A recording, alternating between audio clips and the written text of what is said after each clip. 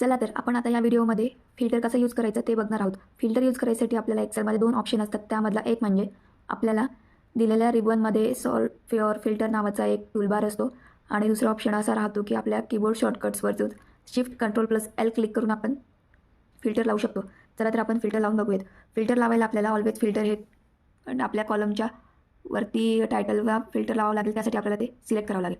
Select केल्यानंतर दिलेल्या रिबनवरील टूलबारवर जाऊन सॉर्ट और फिल्टरच्या टूलबारवर जाऊन क्लिक करायचं. क्लिक केल्यानंतर फिल्टर सिलेक्ट करून इथे फिल्टर लागतो. त्यानंतर आपण फिल्टर जर चेक करायला गेलो तर आपल्याकडं ऑप्शन राहतो. त्यामध्ये दिलेलं राहते. त्यामध्ये जे त्या डेटा फिल्टर ऑप्शनमध्ये तो सर्व डेटा दिसतो जो डेटा आपल्याला त्या कॉलममध्ये आपण मेन्शन केला असतो और टाईप केला असतो. त्यासाठी आपल्याला जर बघायचं असेल और चेक करायचं असेल तर आपण इथनं सिलेक्ट ऑलवर क्लिक करून आपल्याला पर्टिक्युलर ज्यांचा डेटा लागतो आहे त्यांचा डेटा त्यांना सिलेक्ट करून आपण ओके करून त्यांचा डेटा चेक करू शकतो. आणि सेम वे राहतो जेव्हा आपल्याला फिल्टर रिमूव्ह करायचं असतं. त्यासाठी आपल्याला shift plus control plus L करून आपल्याला फिल्टर रिमूव्ह करता येतं. थँक्यू. व्हिडिओ आवडला असेल तर सबस्क्राईब करा आणि काही इश्यू असेल तर कमेंट करून एक सजेशन द्या. Thank you so much.